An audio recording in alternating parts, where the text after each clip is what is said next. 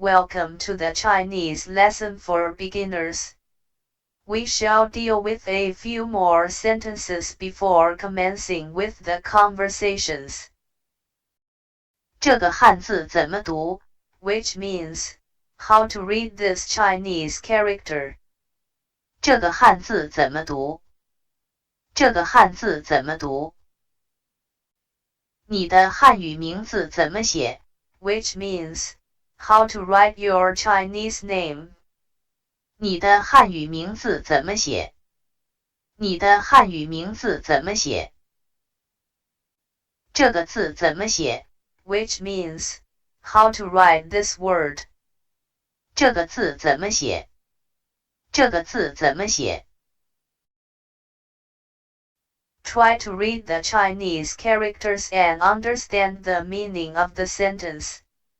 This is a conversation between you and your Chinese friend. Your Chinese friend is curious to know about your Chinese speaking ability. Your reply raises further curiosity about the Chinese proficiency of others in your family. Now that all the hints have been established, try to establish a conversation on the same with another person in real time, to get accustomed to the sentences.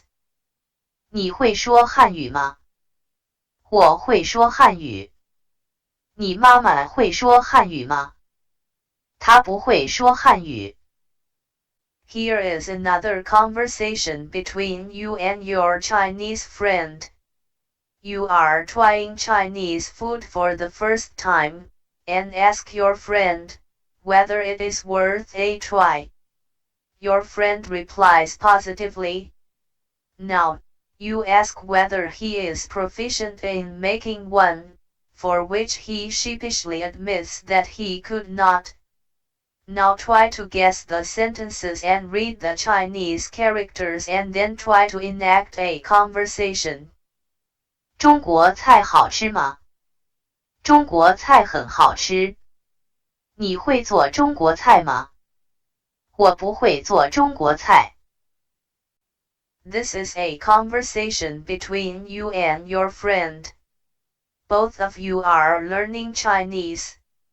You ask your friend whether he is good at writing Chinese, for which he replies positively. However, you have a doubt in a Chinese character, for which even your friend fumbles.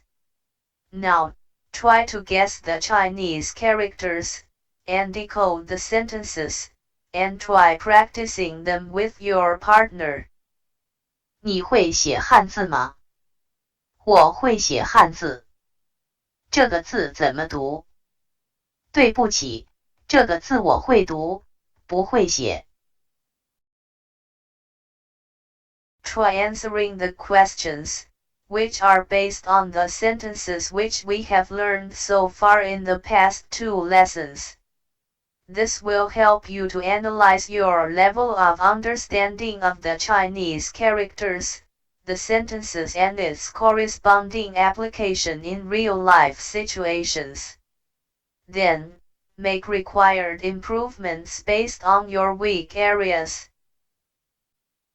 Thank you for the patient learning. This concludes the 2nd unit. If there is any inability to understand, it is highly recommended to check out the pinyin lesson before trying out this video. Because the same words, sentences and conversations have been dealt in pinyin, to give a much easier understanding for a learner who is a beginner in Chinese. A lot of them combine both pinyin and 汉字 together and complicate the learning process. Hence, this division was necessary, to give specific focus to the use of Chinese alphabets for constructing words and sentences. Stay tuned for more learning materials, and encourage the channel's efforts by giving a subscribe, and also share with like-minded people.